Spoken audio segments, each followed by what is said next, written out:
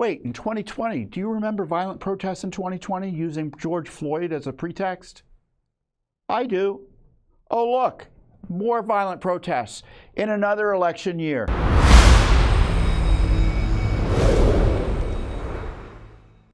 Have you been watching the news? Have you been watching the revolution on the news? The communists are revolting, trying to destroy and take over college campuses, targeting Jews, Jewish American citizens, or people who look like Jews.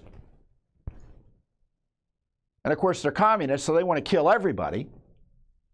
And they're using this dispute in Gaza, the war in Gaza, as a pretext to advance their violent anti-American revolution. And we've got some video showing what's happening on the campuses and how it's targeting police and other innocents in dramatic ways. Let's run a few of these video clips and kill another soldier now. Free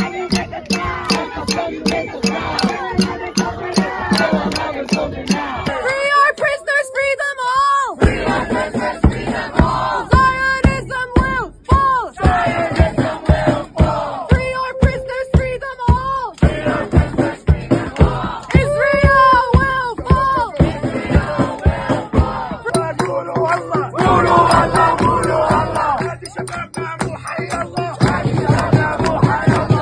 What does the vest give you, like, as far as no authority? We shall not be shift in a straight line. We're fucking kidnapping someone! This is kidnapping! Fuck you, pigs! That's illegal! You can't do that! That's illegal! You're breaking the law! They're breaking the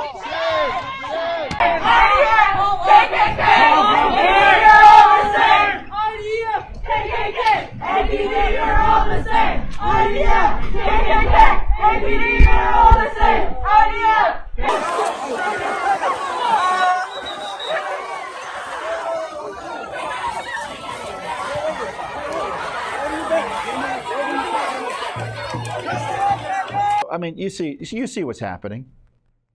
Obviously, a national coordinated movement to attack America, attack Israel, promote terrorism, and engage in a violent revolution.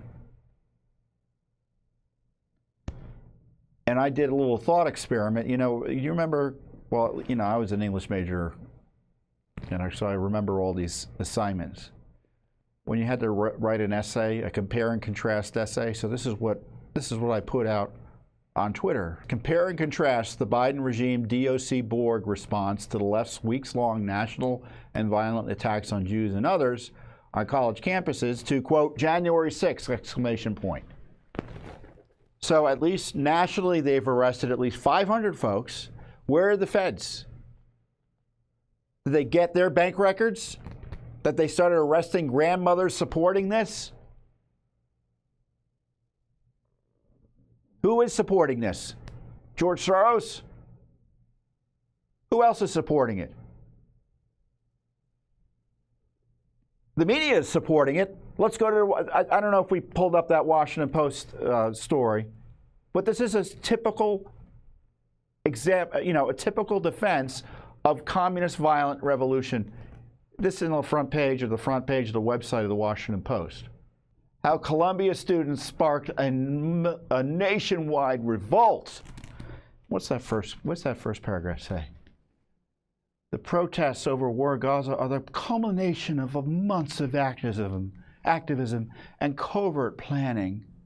Social media and smartphones have supercharged the growing revolt. There you got the Washington Post promoting communist revolutionary activity on college campuses. How wonderful it is they use smartphones and planning to engage in this activism. Compare and contrast that type of reporting to how they're talking about disputing a presidential election. It depends on who's doing the First Amendment related activity. I would argue this isn't First Amendment activity, as it's inherently violent what they're doing and discriminatory, and the colleges allowing it to take place. They need to be held accountable because they're supposed to provide an environment that protect the civil rights of their students. And it ain't happening.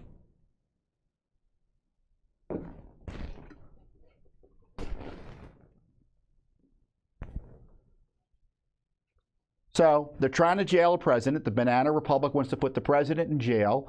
And unsurprisingly, imagine, wait, in 2020, do you remember violent protests in 2020 using George Floyd as a pretext? I do. Oh, look, more violent protests in another election year using another event as a pretext, in this case, the war in Israel. It isn't about the war in Israel. That's a cover for an effort to remake and redo, as you say, as they say, a revolt. It's an uprising. Is that sedition? Is that seditious conspiracy? Methinks yes.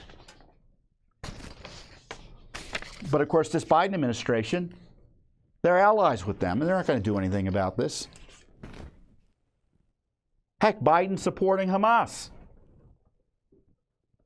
What do you think? In response to the political pressure from these violent communists that he's hoping to vote for, that will vote for him in the election.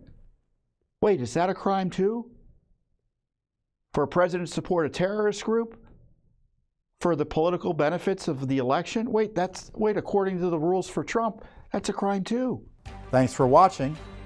Don't forget to hit that subscribe button and like our video down below.